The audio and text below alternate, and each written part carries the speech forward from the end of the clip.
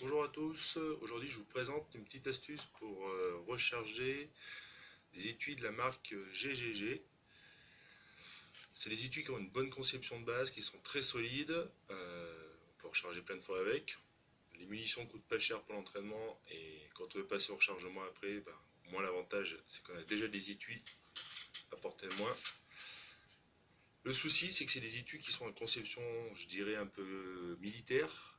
Et pour vous montrer à l'arrière là un peu, voilà, si on arrive à la mettre dessus, ici on distingue là une sorte de renflement. En fait c'est un sertissage de l'amorce. Et le souci, c'est, je vais vous montrer, donc cet outil c'est quelque chose qui sert à refaire le plat au fond du puits d'amorce, et c'est le diamètre d'une amorce, même plus petit qu'une diamètre d'une amorce. Et le souci, vous allez voir, c'est que ça rentre pas. Donc le danger avec ça, c'est quand vous allez vouloir amorcer, et vous allez écraser votre amorce. Quand l'amorce va se présenter dans le puits, va bien commencer à rentrer. Quand vous allez vouloir la faire rentrer en forçant sur votre outil pour rentrer les amorces, vous allez la déformer, voire complètement l'écraser. Donc pour remédier à ça, il y avait la bonne vieille méthode avec l'outil chanfreiné là, de Wilson ou d'autres marques. Emmener, faire ça et enlever ces sertissages. Moi j'ai un keystreamer Ornadi et l'avantage c'est qu'on peut y mettre le même outil sur le chanfrein et le faire tourner avec une manivelle. Donc vous allez voir, on place l'étui comme ça, 2-3 tours, on représente, et là, ça rentre. Donc, pour voir, voilà, on peut voir que là, je ne sais pas si vous voyez bien la caméra, on voit bien que c'est chanfreiné.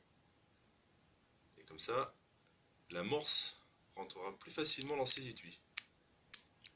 Après, avec cet outil là qui sert à faire un plat, vous allez vous rendre compte que quand on le passe au fond, on voit bien cette partie brillante là qui a été une remise à plat du fond du puits d'amorce. Donc si elle est creusée, c'est-à-dire qu'elle a été conique vers nous. Et on voit que les bords, eux, ne sont pas usinés. Pourquoi ça?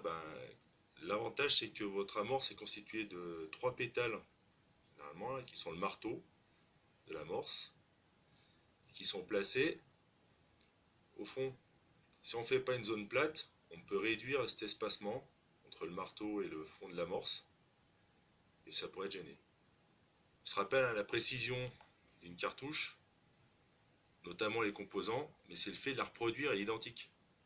Et reproduire à l'identique, ça passe par les étuis que vous préparez, que vous bichonnez, ça s'appelle du bichonnage à ce stade-là, où on va donc rectifier pour que notre amorçage se fasse bien, le puits d'amorce pour que l'amorce s'appuie bien. Après on passe le recalibrage intégral ou pas, selon vos types d'armes que vous utilisez, à la cote, voilà, respectant les cotes maximales CIP. Après vous pouvez les réduire, c'est à votre comme bon vouloir.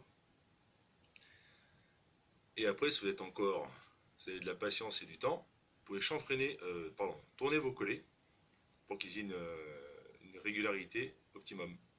Ça fera l'objet de prochaines vidéos. Bonne journée et surtout, bon tir!